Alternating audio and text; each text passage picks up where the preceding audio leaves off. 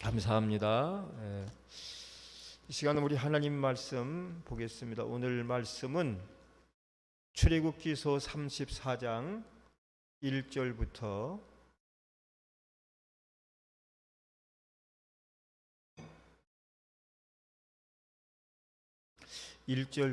9절까지만 보겠습니다. 출애굽기서 34장 1절로 9절까지 교독합니다. 제가 먼저 읽고 여러분이 읽으시기 바랍니다.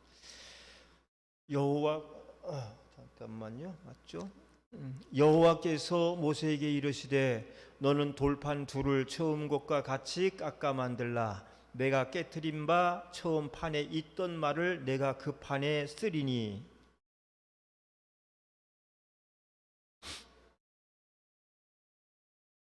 아무도 너와 함께 오르지 말며 온 산의 인적을 금하고 양과 소도 산 앞에서 먹지 못하게 하라.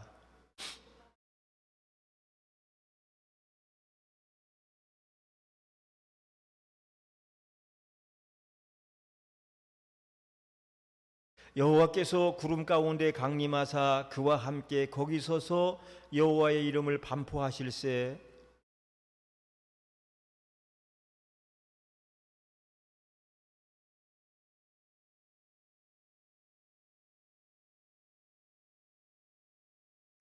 인자를 천대까지 베풀며 악과 과실과 죄를 용서하나 형벌 받을 자는 결단코 면제하지 않고 아비의 악을 자손 3, 4대까지 보응하리라. 9절 다같이 가로되 주여 내가 주께 은총을 입었거든 원컨대 주는 우리 중에서 행하옵소서. 이는 목이 곧은 백성이니이다. 우리의 악과 죄를 사하시고 우리로 주의 기업을 삼으소서. 아멘. 여기까지 읽었습니다. 오늘도 하나님 사랑하시면 아멘 하십시다. 옆 사람하고 인사해요. 사랑합니다. 축복합니다. 우리 찬미도, 이쁜 찬미도 앞으로 나와요. 분당으로 나오시고. 자, 오늘은 26번째 출애굽기서 26번째 새 증거판과 하나님의 경고라고 하는 제목으로 말씀을 나누며 은혜를 받고자 합니다. 자, 모세는 하나님의 명령을 따라서 다시 돌판 2개를 손수 깎아가지고 시내산에 오릅니다. 그래서 오늘은 이 2개의 돌판을 손에 쥐고 시내산에 오른 모세에게 하나님이 하신 말씀, 그 다음에 경고하신 말씀을 중심으로 은혜를 나누고자 합니다. 먼저 하나님께서는 모세에게 무엇을 명령하셨죠? 1절 말씀에 있습니다. 하나님께서 모세를 불러 명령하신 내용이 1절인데 다 같이 읽습니다. 시작. 여호와께서 모세에게 이르시되 너는 돌판 둘을 처음 것과 깎아 만들라. 내가 깨트린 바 처음 판에 있던 말을 내가 그 판에 쓰리니 그랬어요. 하나님께서 뭘 명령했죠? 돌판 2개를 처음 것과 똑같은 모양으로 깎아가지고 오라고 명령을 하셨어요. 근데 이 명령을 하실 때 모세의 마음이 뜨끔뜨끔했을 거예요. 왜냐하면 내가 깨뜨렸잖니? 내가 만들어준 걸 네가 깨뜨렸잖아.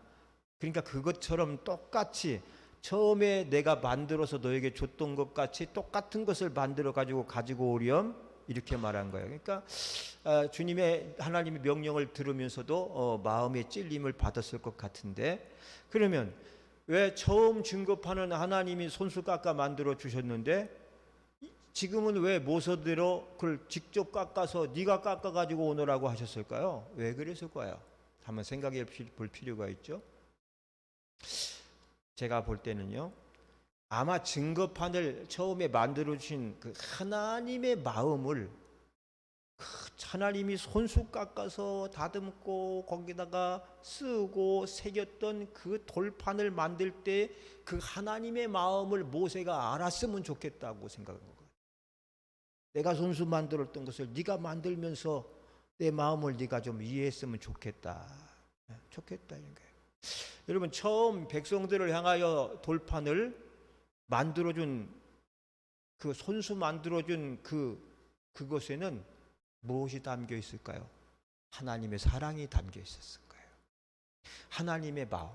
백성을, 이스라엘 백성을 사랑하시는 하나님의 마음이 거기에 새겨 담겨져 있었을 거예요. 그러나 증거판을 그냥 전달만 받은 모세는 거기까지는, 그런 하나님의 사랑까지는 모르고 있었을지도 몰라요. 여러분, 요즘엔 그런 게 없었지만 과거에는 시집 가는 딸을 위해서 어머니가 손수 옷을 지어 입히던 때가 있었어요. 옷을. 손수 지은 그 옷에는, 시집 보내는 딸을 위해 지어진 그 옷에는 자식을 사랑하는 어머니의 뭐가 있죠? 사랑하는 마음이 담겨져 있어요. 어머니의 마음이 고스란히 담겨져 있었죠. 그런데 그 자식이, 그 옷을 입고 시집 가는 그 자식이 그 어머니의 사랑을 알 때까지는 과연 몇 년이나 걸릴까요? 얼마나 걸릴까요? 아마 자기 딸을 시집 보낼 때쯤에야, 그때서 가서야 알지 않겠는가 생각을 해봐요. 여러분, 처음 하나님으로부터 증거판을 건네받은 모세는 하나님의 그 넘치는 사랑까지는 느끼지 못했던 것 같아. 그것까지는 알지 못했던 것 같아. 아무리 모세가 위대한 지도자라고 했어도 그걸 못 느꼈던 것 같아. 왜냐하면 왜냐하면 그 결과를 보면 이스라엘 백성들이 우상 숭배의 죄를 범했을 때 그 끓어오르는 분노의 감정을 참지 못하고 돌판을 집어 던지잖아요. 돌판을 들어서 집어 던져가지고 박살을 내버리고 말았어요. 박살을 내. 당시 상황을 우리가 한번 보자고요. 32장을 찾아보실래요? 32장 출애굽기 당시의 상황을 한번 읽어보면 아주 리얼해요. 32장 15절 16절까지 봅니다. 15절 시작. 모세가 돌이켜 산에서 내려오는데 증거의 두 판이 그 손에 있고 그 판의 양편 이편 저편에 글자가 있으니 그 판은 하나님이 만드신 것이요 글자는 하나님이 쓰셔서 판에 새긴 것이더라. 읽어만 봐도 하나님의 사랑이 느껴지지 않아요? 손수 깎아 만들었고 글을 손수 쓰셨고 거기다가 그 판 이 판 저 판에 하나님 말씀을 새겨 넣었다고 하는 거예요. 다 새겨 넣은 거예요. 그렇죠? 여기까지 보면 넘쳐나는 하나님의 사랑의 모습을 볼 수가 있어요. 그런데 모세의 태도는 어땠을까요? 19절을 한번 봐요. 19절 진에 가까이 시작. 진에 가까이 이르러 송아지와 그 춤추는 것을 보고 대노하여 화를 노했는데 분노했는데 그냥 분노가 아니야. 대노했다 그래. 대노하여 손에서 그 판들을 어디로? 산 아래로 던져 깨뜨리니라 그랬다고요. 깨뜨리니라. 여러분, 여호와가 판을 손수 만드시고 글씨를 새긴 판이 얼마나 소중한 것인지 몰라요. 성경에 이걸 직접 만들어 준 적은 이때 단 한 번밖에 없어요. 이때에도 하나님이 사자를 보내서 전해줄 수도 있었고 다른 방법으로 이걸 가르칠 수도 있었겠지만 여기에서만큼은 하나님이 손수 판을 만들어서 글씨를 쓰고 새겨서 깎아줬다는 거야. 그러니까 그 처음 이스라엘 백성을 자기 백성으로 삼을 때 이스라엘 백성도 좋아했겠지만 그들을 자기 백성으로 첫 백성으로 삼을 때 하나님의 그 마음은 더 기뻤고 더 사랑스러웠을 거라고. 그렇기 때문에 손수 어머니가 자식들을 위하여 손수 음식을 만들어서 주듯이 갓난 아이에게 그냥 미유식을 만들어 가지고 맛있게 먹게 따뜻하게 온도도 맞춰서 해서 먹이는 것 같은 마음으로 이렇게 만들었다고 하는 거예요. 그가 하나님의 사랑이 여기에 다 담겨져 있었죠. 그런데 그 소중함은 하나님의 것이었지만 그것까지는 알지 못했던 모세였기 때문에 그 귀한 이 증거판을 파괴하고 말았어요. 만일 모세가 하나님의 그 사랑의 의미를 알고 있었다면 또 돌판의 소중함을 여러분 중히 무거울 중자 여겼다면 자기 감정 따라서 감히 돌판을 집어 던질 생각은 못했을 거예요. 여러분 성경책 던지라 그러면 던지겠어요? 화난다고?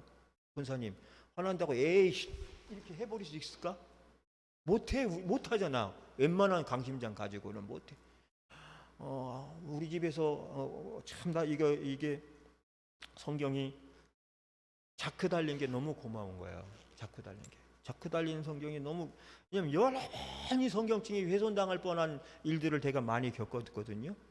믿지 않는 사람, 불신자들은요, 이거 그냥 아무렇지도 않게 집어 던져요. 집어 던졌는데 자크가 있어서 훼손이 안 되고, 군대에서도 이게 수십 번 이 순환을 당한 성경책인데 완전히 망가지지 않고 감옥감세. 웬만해서는 성경을 집어 던지거나 훼손을 못 하는데 강심장이 아니고는 그렇게 못하죠. 근데 모세가 하나님께 직접 부들부들 떨면서 받은 것을 집어 던져버렸다는 것은, 와, 모세 대단했다. 그게 뭐지요? 하나님의 그 넘치는 사랑과 그 소중함을 간과했기 때문에 그 돌판에다가 자기 상한 감정을 표출해버린 거예요. 자기 상한 감정을. 쉽게 말하면 화풀이를 한 거예요. 화풀이. 우리가 이 말씀을 통해서 배울 수 있는 거, 배워야 되는 것이 뭔지 알아요? 우리가 불의를 보고 의분을 느낄 수는 있죠. 의로운 분노는 느낄 수 있죠. 그거 없으면 안 되잖아요.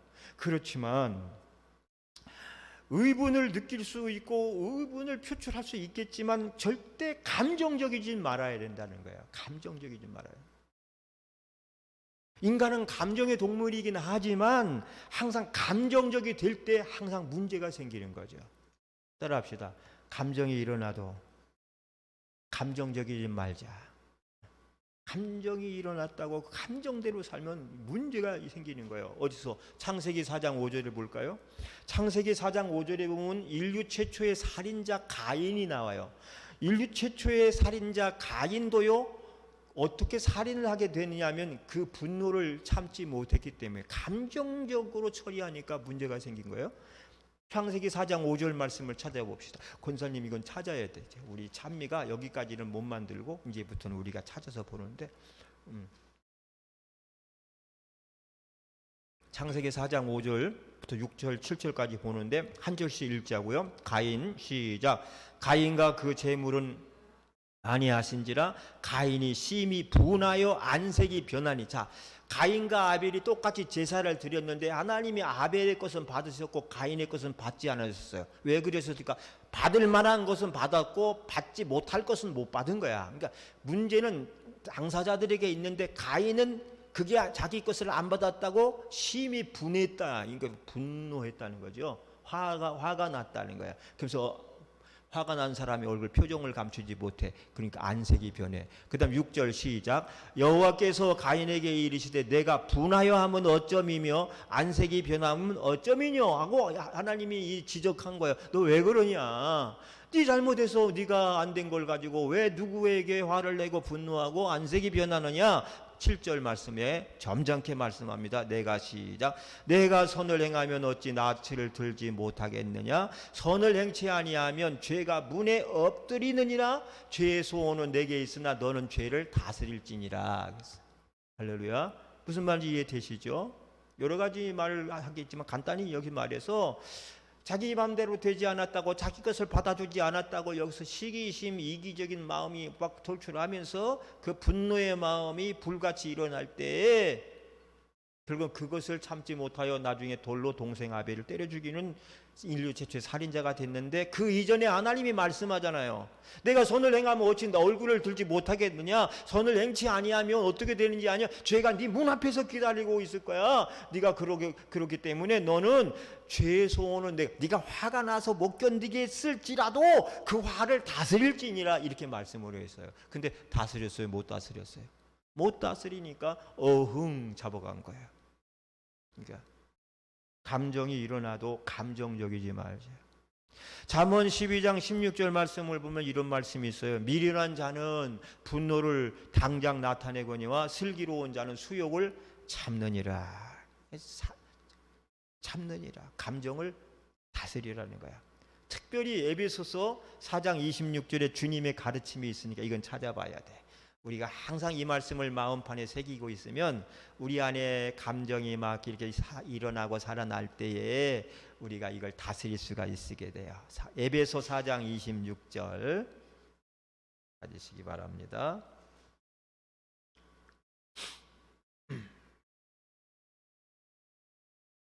주님의 가르침은 뭐냐? 우리 안에 분이 일어날 때는 어떻게 해요? 우리 신자들도 분할 때가 있죠. 억울한 일 당하면 분하고, 모함을 당할 땐 억울하고, 이런 감정이, 그 감정조차 없으면 우리는 AI죠. AI 기계죠.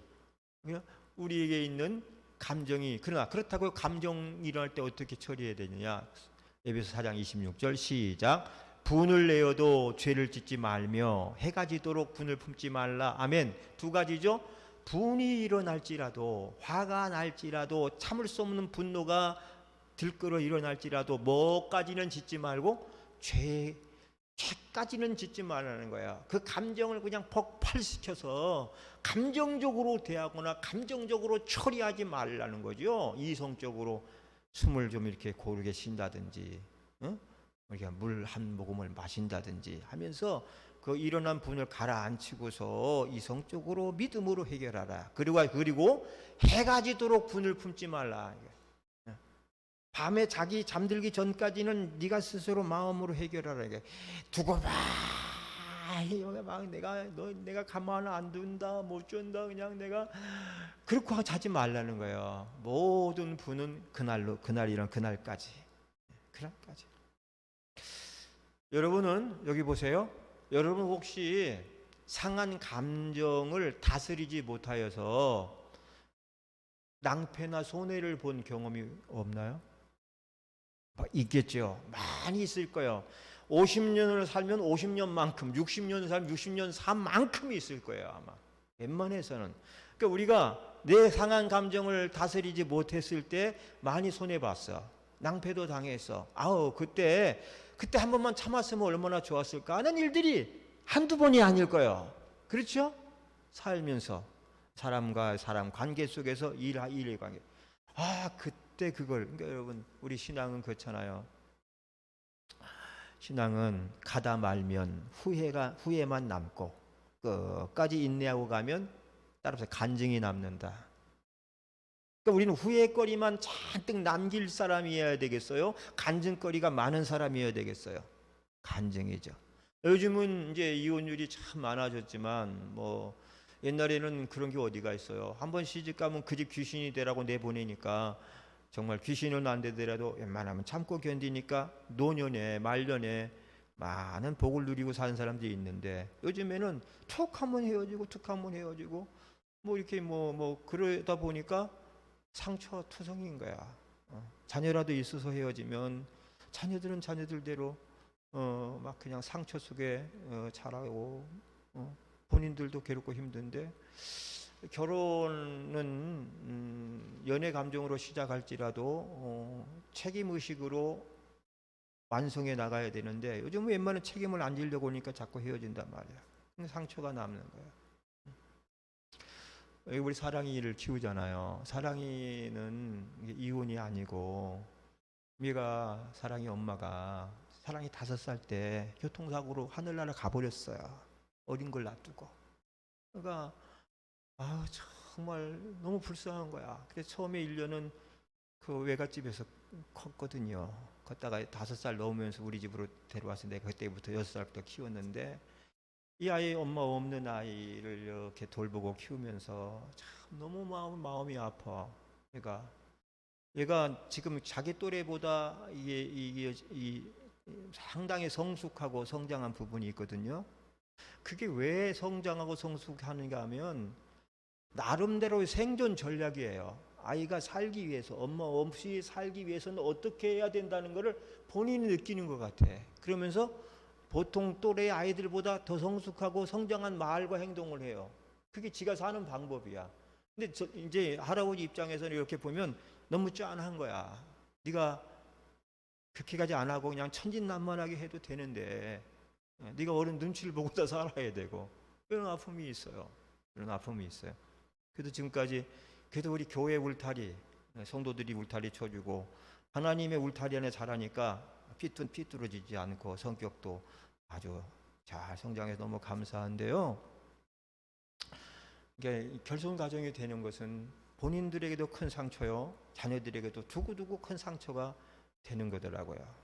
그것도 잘 감정을 조절하고 다스려서 웬만하면 가정을 끝까지 끌고 나가면 보람 있고 나중에 자녀들이 커가지고 이제 효도할 때 효도를 받을 때 기쁘고, 우리 신자들은 가다 말면 후회가 남지만은 잘 견디고 끝까지 가면 간증거리가 남는 것을 우리가 생각하면 좋겠어요. 자, 지금이라 늦지 않았습니다. 과거에 내가 참지 못해서 손해봤던 그런 일들이나 그런 낭패봤던 일들이 생각나거든. 그걸 경험 삼아서 오늘 분노의 감정을 잘 조절하고 다스려 나가는 성숙한 하나님의 자녀들이 되시길 주님의 이름으로 축복합니다. 자, 이제 하나님께서는 두 번째 증거판을 주실 때 하나님이 직접 깎아주시지 않고 모세에게 직접 깎아가지고 오라고 하셨어요. 모세는 그 과정을 통해서 이 증거판의 중요한 의미를 더 깨달아 알게 되었을 것이고, 하나님의 사랑을 자기도 느끼게 되었을 거야. 또 한 가지, 하나님이 증거판을 한 번 준 것으로 끝내지 않고 다시 기록하여 주시는 것은 뭐냐 하면, 이 증거판의 언약이, 이것은 구약 성경을 말하는 거예요. 구약의 성경 말씀이에요. 이 구약의 성경 말씀이 얼마나 중요한 것인가를 우리에게 가르쳐주고 있는 말씀입니다. 자, 여기 보세요. 이 땅의 사상은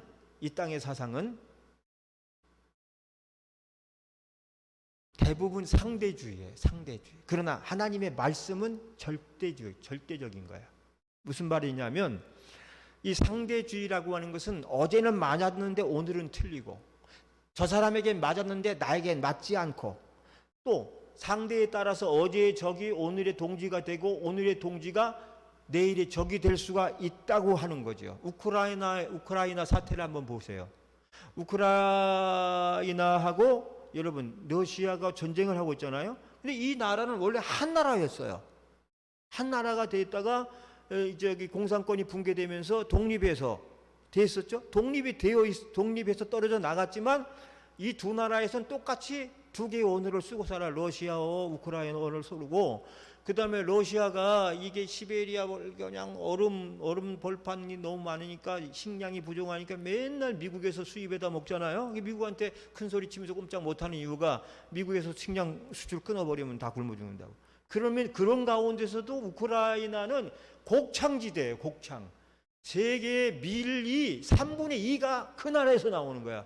우리 왜 요즘에 물가가 많이 올랐느냐? 그 전쟁 때문에 우크라이나가 곡물 2년 동안이나 추수를 못하니까 밀이 안 들어오니까 밀값이 오르니까 뭐 별거 다 오르는 거죠. 그러니까 이 러시아의 곡창지대가 우크라이나인데, 그 서로가 막 그냥 하나인데 자기들 한 몸 한 마음이었던 거예요. 근데 그 나라에 싸우고 있잖아요. 시대가 바뀌니까, 사람이 바뀌니까. 이 세상은 모두가 상대주의인 거예요. 근데 하나님의 말씀은요, 절대적인 거예요. 변함이 없는 하나님 말씀. 하나님 말씀이에요. 만약에 하나님 말씀이 시대에 따라, 사람 따라, 환경 따라 무쌍한 것이라면요, 우리가 믿는다는 자체가 얼마나 힘이 든 건지 몰라요. 그때마다 우리가 바꿔야 되잖아. 그때마다 따라가야 되잖아. 근데 하나님과 하나님의 말씀은 절대적인 거예요. 절대적인 말씀이 있다는 것은 오늘 우리에게 흔들리지 말아야 될 중심이 있음을 의미하는 거야. 우리 말씀이 있기 때문에 흔들릴 수 없는 거죠. 계시록 22장 13절에 나는 알파와 오메가요, 처음과 나중이요, 시작과 끝이니라. 변함이 없으신 하나님을 말해. 예수 그리스도는 어제나 오늘이나 영원토록 동일하시니라. 변함 없으신 절대적인 하나님인 거예요. 우리의 신앙의 근거는 하나님과 그의 말씀인 줄로 믿습니다. 세상이 아무리 변해도 변하지 않을 거야. 이 중심되는 말씀이 우리에게 있음을 하나님께 감사드려야 돼요. 자, 두 번째 6절을 보겠습니다. 6절에서 하나님은 자기 자신을 소개하고 있어요. 지금까지 이스라엘 백성들은 하나님이 어떤 성품의 소유자인지 몰랐거든요. 근데 이제 하나님, 막연하게 이들이 느끼는 감정은 있었지만 하나님께서 말씀을 통해서 하나님이 어떤 분인지를 소개하고 있어요. 여러분, 우리가 이 시간에 하나님이 어떤 분인지를 확실하게 배우고 가시기 바랍니다. 자, 그러면 오해에 대한 부분도 풀릴 거예요. 6절을 다 같이 읽으세요. 6절 시작.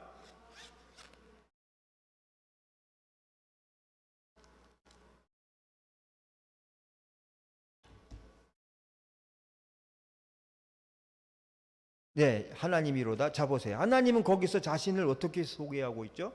하나님은 자비롭고 또 은혜롭고 노하기를 더디하시고 그다음에 뭐죠? 인자와 진실이 많은 하나님이로다. 이거 하나님의 속성이에요. 하나님은 자비롭고 은혜롭고 노하기를 더디한다는 건 뭐냐면 심판하시고 멸망시키는 것을 즐겨하는, 전쟁을 일삼는 나무개처럼 살육을 즐거워하는 그런 게 아니라 웬만해서는 화를 터뜨리지 아니하고 참고 견디어 주시는 하나님이라는 거예요. 또 인자와 진실이 많으신 하나님이라고 소개를 하고 있는 거예요, 지금. 근데 여러분, 실제 사람들은 하나님을 자비하시고 노하시기를 더시하시는 하나님으로 생각합니까? 그렇지 않죠. 여러분부터라도. 하나님 하면 어떤 하나님? 그렇게 보고 있지 않아요.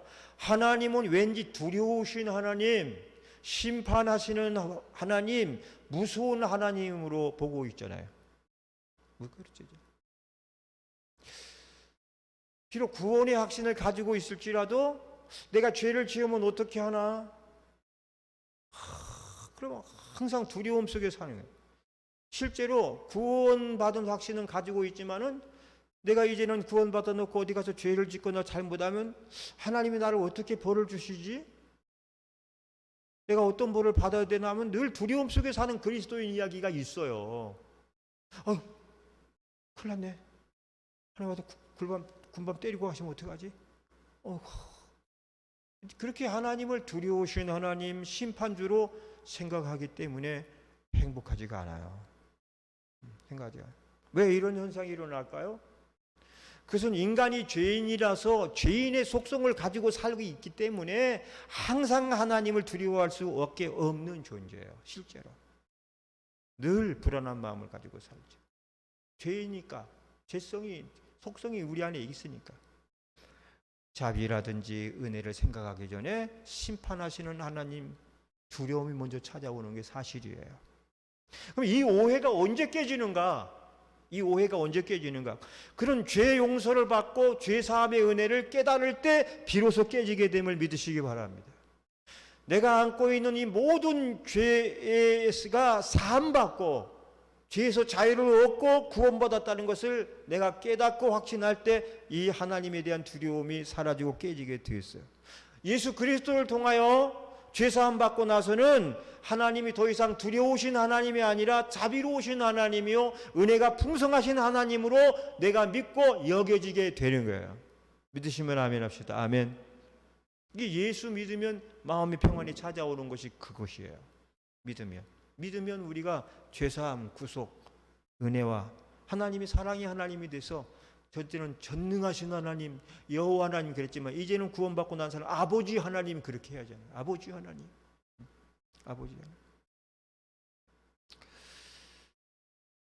골로새서 1장 13절을 한번 보겠습니다. 골로새서 1장 13절.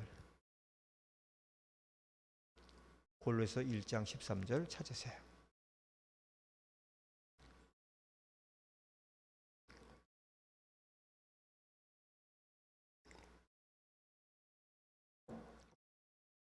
다 같이 시작. 그가 우리를 흑암의 권세에서 건져내사, 그는 누구죠? 예수 그리스도가 우리를 흑암의 권세에서 건져내사 그의 사랑의 아들의 나라로 옮기셨으니 그 아들 안에서 우리가 구속 곧 뭐를 받았도다? 죄사함을 얻었다. 이 말씀 속에서 죄사함 받기 전에는 누구의 권세에 짓눌려 사는 거죠? 흑암의 권세에 짓눌려 사니까 늘 두려웠고 하나님이 무서운 거죠. 그렇죠? 근데 그것으로부터 하나님의 아들의 나라로 옮기셨으니 구속고 죄사함을 받았도다. 그래. 요한일서 5장 13절 15절을 보면 내가 하나님의 아들의 이름을 믿는 너에게 이것을 쓴 것은 너희로 하여금 너희에게 영생이 있음을 알게 하려 함이니라 이렇게 말씀했어요. 그 다음에 또 봅시다. 요한일서 5장 14절을 보세요. 요한일서 5장 14절 찾으세요.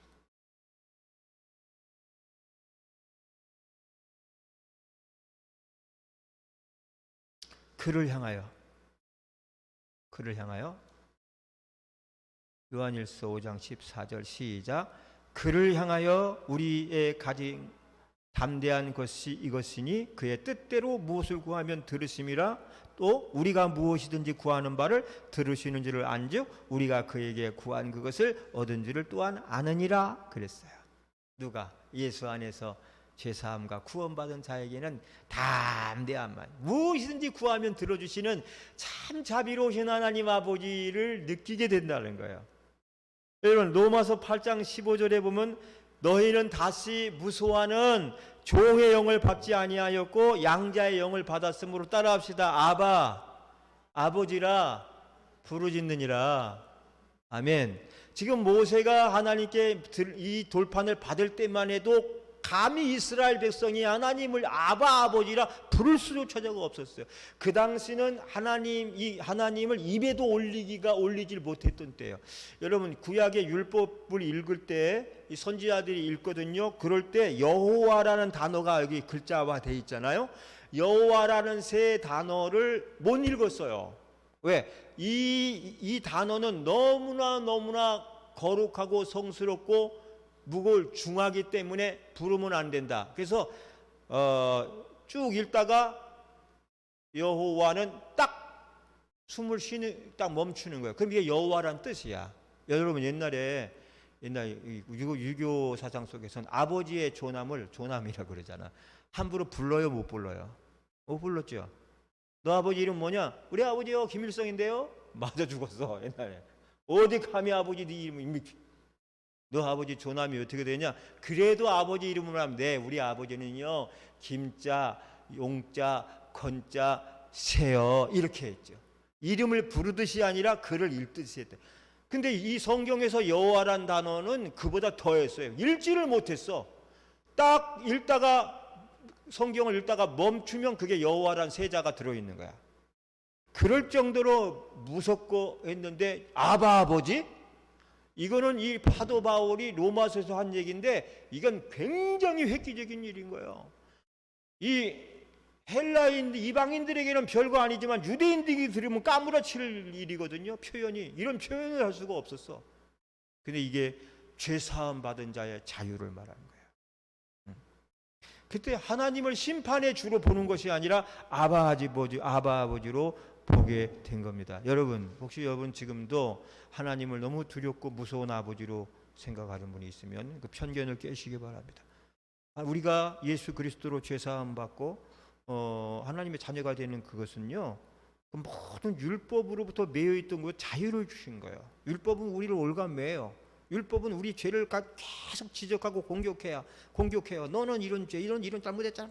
계속 공격하니까 그 율법의 공격에서 당해낼 사람이 없어요. 죽을 수밖에 없는 거죠. 그러나 복음은 그 율법의 공격으로부터 철저하게 우리를 자유시켜 주시는 거예요. 율법의 공격을 차단하고 그래. 그런데 어쩌라고? 율법이 공격하는 그것을 어쩌라고? 그 모든 것을 예수의 피로 싹 사함을 받았고 그것도 자유함을 얻었는데 너희가 나를 공격할 수 있느냐? 이게 로마서 7장 8장의 이야기예요. 그러므로 이제 그리스도 예수 안에 있는 너에게는 정죄함이 없나니 이는 그리스도 예수 안에 있는 생명의 성령의 법이 죄와 사망의 법에서 해방하였음이니라 그랬어요. 할렐루야. 그래서 오늘 하나님께서 자신을 소개한 건 하나님이 뭐죠? 첫째로 어떤 하나님이에요? 은혜로우신 하나님, 자비로우신 하나님, 또 노하기를 더디하신 하나님, 그리고 인자하시고 그 하나님이에요. 믿습니까? 믿어요. 율법을 주시는 그 하나님께서 이렇게 자기를 소개한 거예요. 근데 인간이 그 율법주의가 되면, 그러니까 우리가 주의가 되면 안 돼. 권위는 필요해.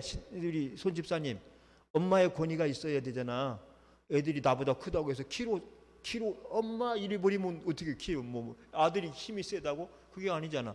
가정에선 부모의 권위가 있어야 되지만 권위주의자가 되면 또 이상한 거야. 그죠?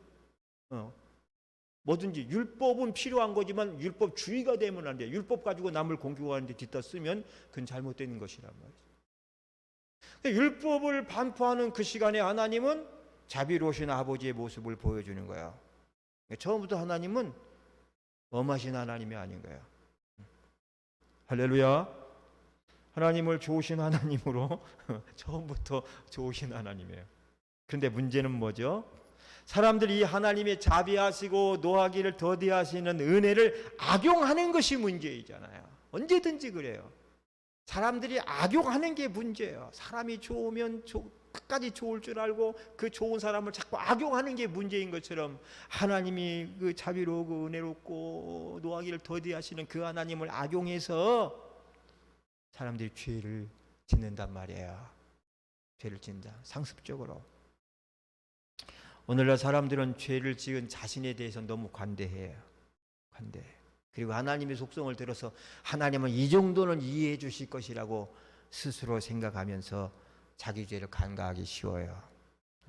그래서 사도 바울 로마서 2장 4절에서 이렇게 말해요. 혹 내가 하나님의 인자하심이 너를 인도하여 회개케 하심을 알지 못하여 그의 인자하심과 용납하심과 길이 참으심의 풍성함을 멸시하느뇨?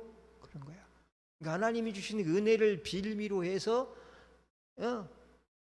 그것을 네가 하나님의 그 인도하심을 멸시하느뇨? 그런 거야.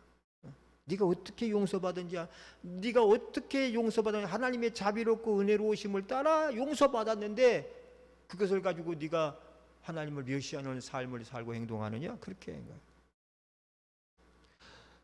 말씀을 마칠게요. 그러나 분명히 알아야 될 것은 뭐죠? 하나님은 죄를 지은 사람에 대해서는 관대할 것이지만 그러나 그 죄 자체에 대해서는 관용을 베풀지 않는다는 거예요.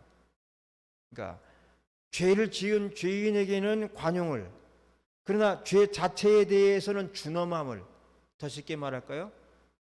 사람을 미워하지 말고 죄를 미워하라, 이 말이에요. 이해되시죠? 하나님은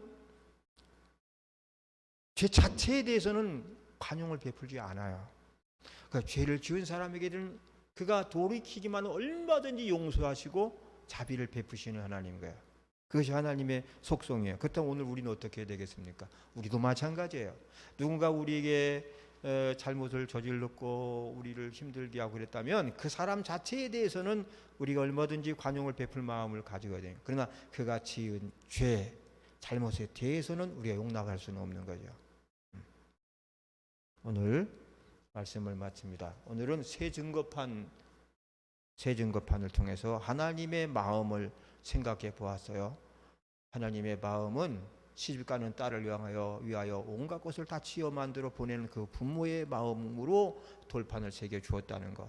그러나 그것까지는 알지 못했던 모세는 백성들이 죄 지은 것을 보고 분노해서 그 분노의 그 상한 감정을 그 증거판에다가 폭발시켜 부셔버린 거예요. 이것은 모세가 천추의 한으로 남을 수밖에 없는 잘못인 거예요. 한 번의 잘못된 감정의 표출이 평생 가는 거예요. 그랬을 때 하나님께서, 우리 하나님은요 대충 설렁설렁 하실 분 같지만 철저하신 분이에요. 그런 모세의 심정을 알고 모세야 다시 올라와서 계명을 받아가지고 가라. 그런데 이번에 올라올 때는 어떻게 해라? 내가 만들어 준 것까지 똑같은 것을 만들어 가지고 와라. 그런 거예요. 그러면서 모세가 지도자로서 가져야 될 마음은 하나님의 마음을 가지는 것이에요. 하나님의 마음, 백성을 사랑하는 하나님의 마음을 가져야 되기 때문에 그거를 시청각을 통해 가르쳐 준 거예요. 그래서 모세가 하나님의 마음을 알게 되었다는 거. 또 한 가지, 그러면서 하나님께서는 자신의 속성을 드러내요. 나는 뭐라고요? 하나님은 뭐라 그랬죠? 자신은? 우리 다시 한번 말씀을 볼까요? 하나님께서 뭐라 그랬죠? 자기 자신을 자비롭고 은혜롭고 노하기를 더디하시고 인자하시고 진실이 많으신 분이에요.